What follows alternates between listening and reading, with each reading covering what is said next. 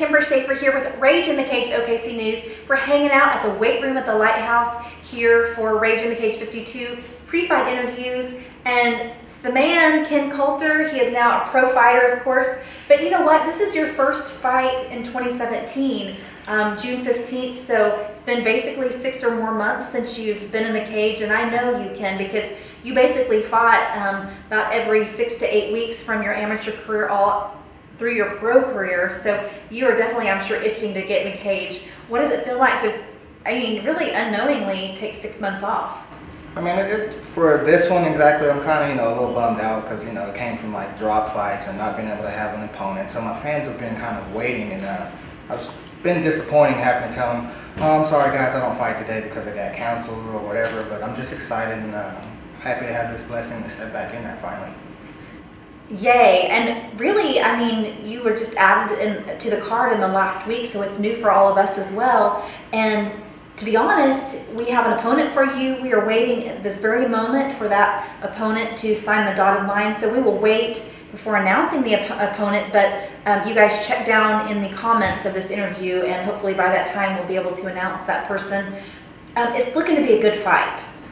Oh yeah, there's always tough opponents around in this area, and so I'm just happy to be able to go out there and showcase my skills and what I've been blessed to go out and do, and just basically live out my dreams. Hopefully we'll go get that win. Sounds great, and living your dream, and that's what you're doing. But you've had some setbacks along the way, and let's kind of talk about one of the setbacks was trying to drop to 145. Your body was saying, not doing it, not going there. So this will be your first fight officially back at 155, correct?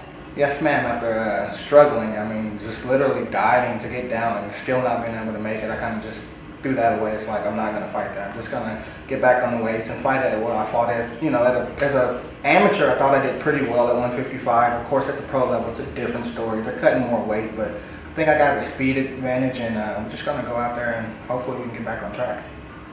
Back on track, I love that. You have really proven, what a tough fighter you are.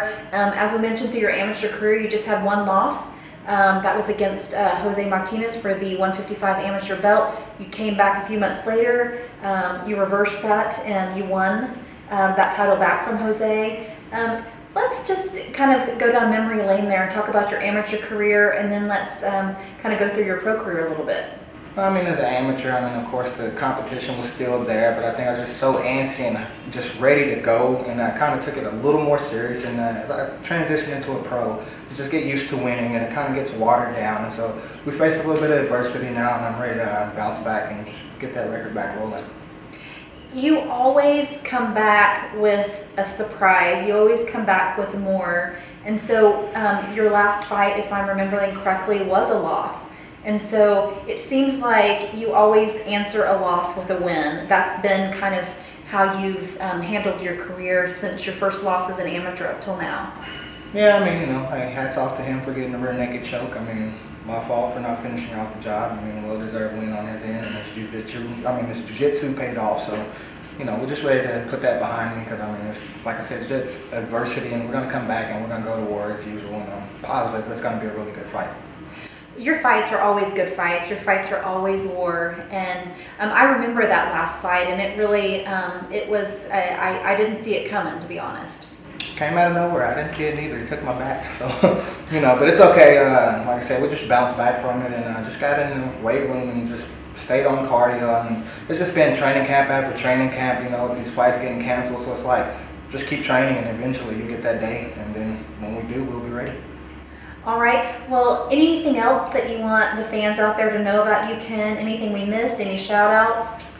Shout out to the home team, Team Coleman, AMA, Kendrick Coleman, over there, Southwest 89th and Walker. Just been with him for 2 years.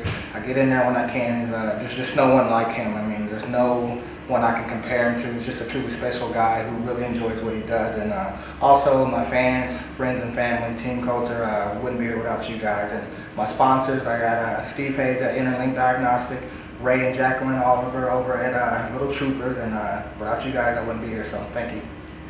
Hey, like you said, without you fans, none of us would be here in the mixed martial arts industry. So please come out and support these fighters, support your local MMA. Ken Coulter's got tickets. All the other fighters on the cards have tickets. You can get them at stubwire.com, and they're going quickly. Actually, tonight we just handed out tickets, and we're down to just 40 premium and just a handful of general admission. So if you get them online, get them quickly. Otherwise, get them from a fighter, and we'll hopefully see you there June 16th for Rage in the Cage 52.